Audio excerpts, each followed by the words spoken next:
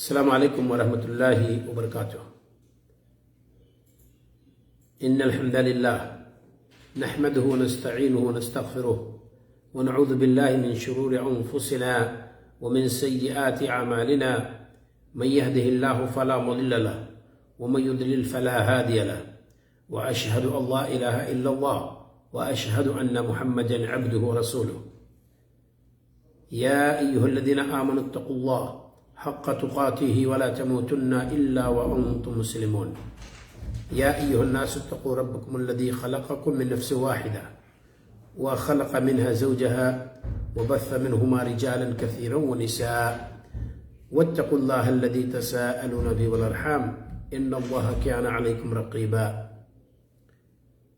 يا أيها الذين آمنوا اتقوا الله وقولوا قولا سديدا يصلح لكم أعمالكم ويغفر لكم ذنوبكم ومن يطع الله ورسوله فقد فاز فوزا عظيما أما بعد فإن خير الحديث كتاب الله وخير الهدي هدي محمد صلى الله عليه وسلم وشر الأمور محدثاتها وكل محدثة بدعة وكل بدعة ضلالة وكل ضلالة في النار أعوذ بالله من الشيطان الرجيم شہر رمضان الذي انزل فيه القرآن۔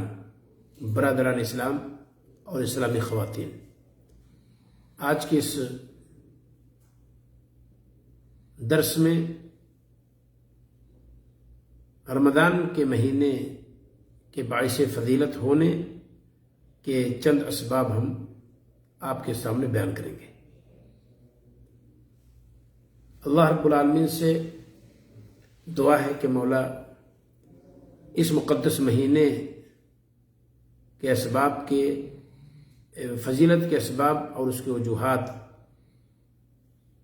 سے واقف ہو جانے کے بعد ہمیں اور آپ کو اس کے تعلق سے حساس رہنے اور اس مقدس مہینے میں زیادہ سے زیادہ عمل کرنے کی توفیق عطا فرمائے۔ بہرحال وقت زیادہ نہ ضائع کرتے ہوئے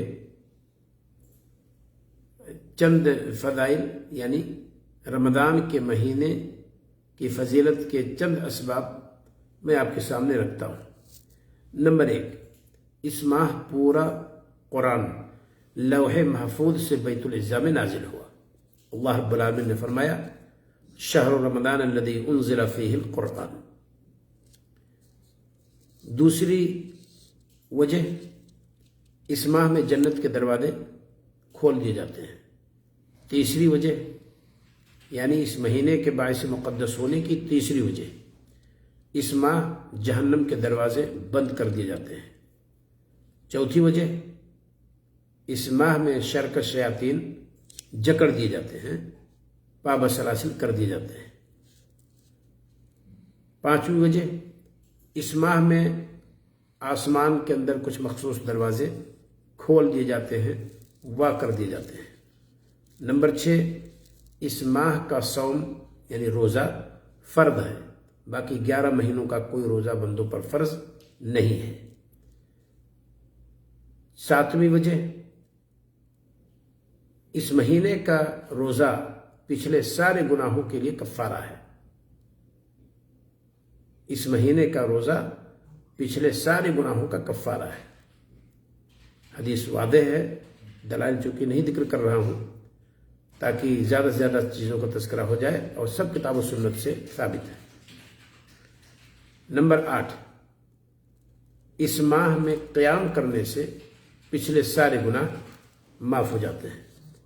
یہ 8ویں وجہ ہے۔ نمبر 9، ماہ رمضان میں ایک رات ہے جس کی عبادت 1000 مہینے کی عبادت سے بہتر ہے، جسے ہم شب قدر کہتے ہیں۔ یہ بھی اس مہینے کے باعث مقدس ہونے کی ایک وجہ ہے۔ 9 چیزیں میں بیان کر چکا ہوں، یعنی 9 وجوہات۔ اس مہینے کی فضیلت کیوں ہے، اس کے 9 وجوہات ہم بیان کر چکے ہیں۔ 10ویں وجہ، ماہ رمضان میں ایک رات ہے جس کا قیام پچھلے سارے گناہوں کو معاف کر دینے کا سبب ہے۔ یہ بھی رات اسی مہینے میں ہے۔ نمبر 12، بلکہ نمبر 11 ماہ رمضان میں ایک رات ہے جس کا قیام پچھلے سارے گناہوں کی بخشش کا سبب ہے، دریا ہے۔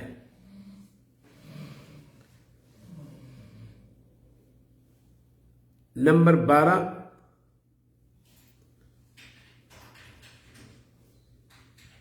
اس ماہ جس کی مغفرت نہ ہو وہ قابل مذمت ہے۔ بھئی کسی بندے نے گناہ کی لیکن اس کو آج توفیق نہیں ہوئی ہے توبہ کرنے کی، زندگی میں کبھی بھی توفیق ہو جائے اس گناہ سے توبہ وہ کر لے تو اس کی مذمت نہیں کی گئی، لیکن اگر کوئی شخص اس مہینے کو پا جائے اور اس کی مغفرت نہ ہو سکے تو اس کی مذمت کی گئی ہے۔ یہ اس مہینے کے باعث مقدس ہونے کی 12ویں وجہ ہے۔ 13 اس ماہ میں ہر دن اللہ اپنے کچھ مخصوص بندوں کو دوزخ سے نجات دیتا ہے۔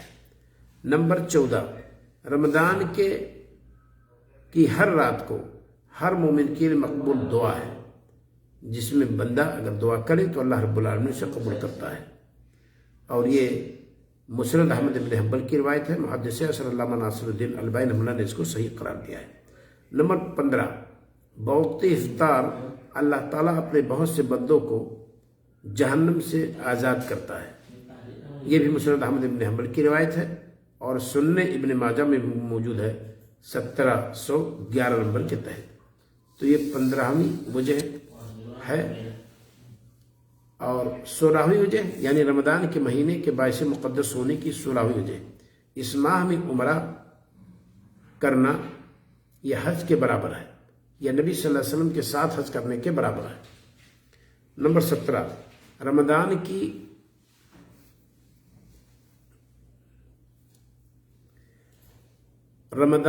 کی ہر رات کو رسول صلی اللہ علیہ وسلم قرآن کا مذاکرہ اور اس کا مدارسہ کیا کرتے تھے۔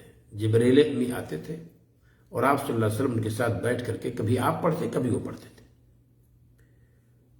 یہ 17ویں وجہ ہے یعنی اس مہینے کے باعث مقدس ہونے کی۔ 18ویں وجہ ماہ رمضان جود و سخا کا مہینہ ہے، جیسا کہ نبی کریم صلی اللہ علیہ وسلم کی صفت کے بارے میں آتا ہے کرریح المرسلات، یعنی عام ہوا جو چلتی ہے، جو چھوٹی بڑی چیزوں چھوٹے بڑے مکانات سب سے گزرتی ہے، ویسے ہی نبی کریم صلی اللہ علیہ وسلم کی فیاضی ہوتی تھی کہ ہر کوئی آپ صلی اللہ علیہ وسلم کی فیاضی سے مستفید ہوتا تھا۔ نمبر 19 اس ماہ میں ایک رات ہے جسے شب قدر کہتے ہیں، جو اس کی خیر و برکت سے محروم ہو گیا وہ ہر قسم کے خیرات و برکات سے گویا کہ محروم ہو گیا۔ نمبر 20 ماہ رمضان میں اللہ تعالیٰ بندوں کی دعاؤں کو قبول کرتا ہے خصوصی طور پر یعنی۔ نمبر 21 ماہ رمضان کے روزے خطاؤں کے لیے کفارہ ہے۔ نمبر 22 شہر رمضان کا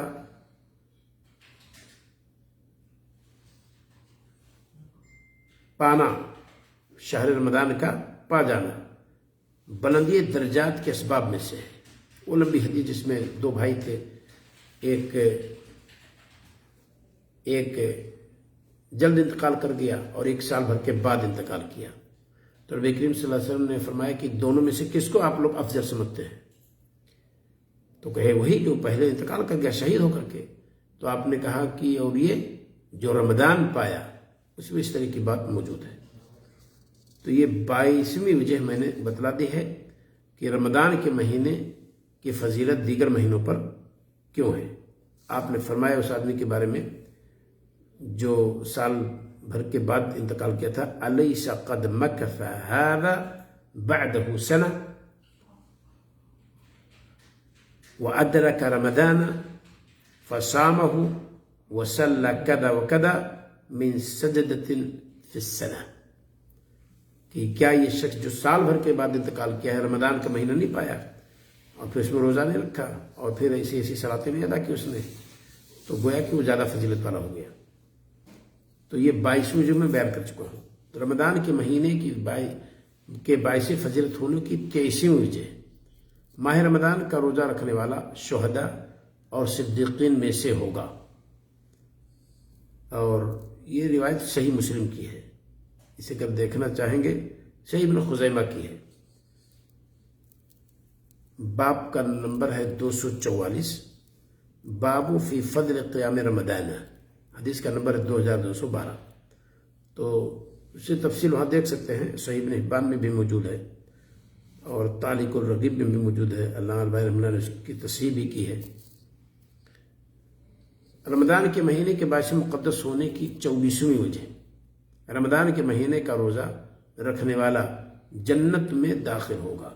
یہ جابر رضی اللہ تعالی عنہ کی روایت میں موجود ہے۔ وہ شخص جو آیا تھا اور کہا تھا کہ وہ کون سا عمل ہے جو ہم پر فرض ہے، تو اس میں آیا کہ رمضان کا روزہ۔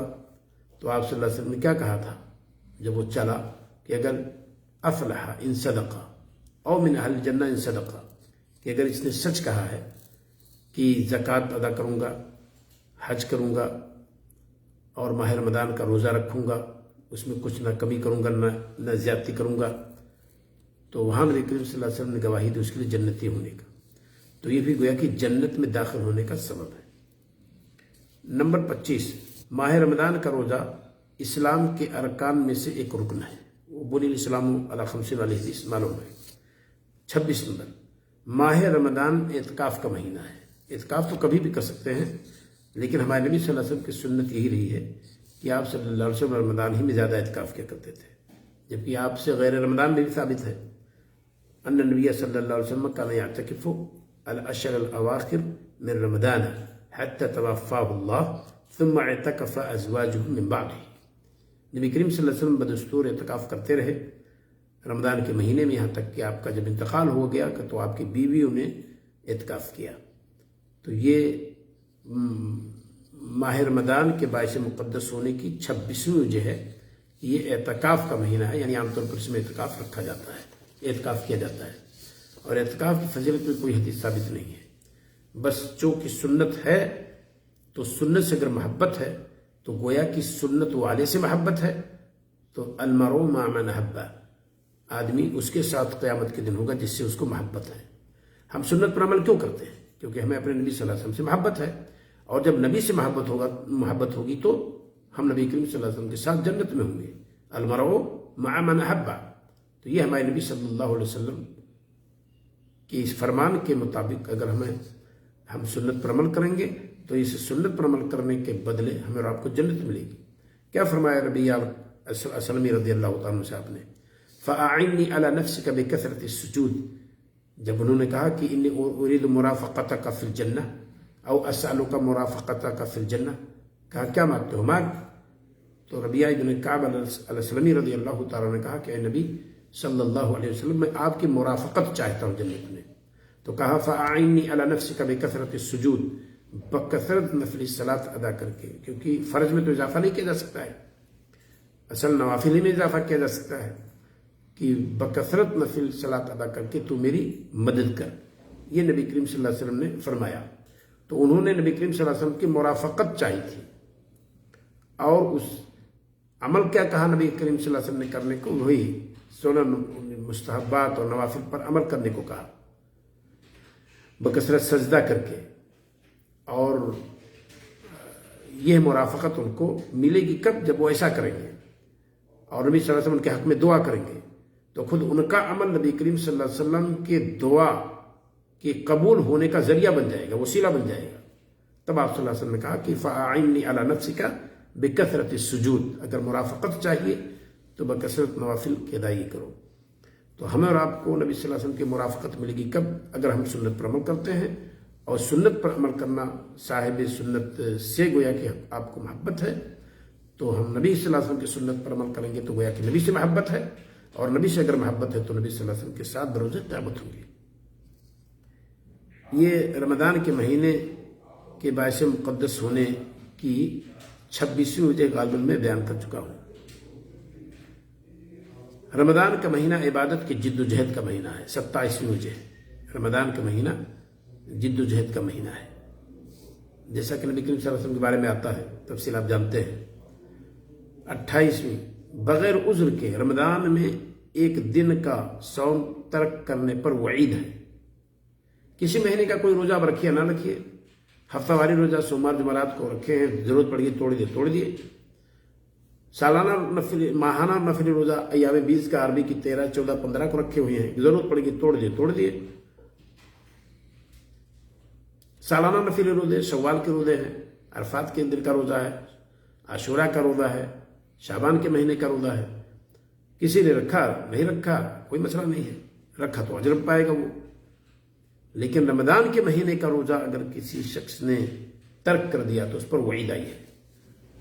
یہ رمضان کے مہینے کے باعث مقدس ہونے کی 28ویں وجہ ہے جس کو میں نے ابھی ذکر کیا ہے۔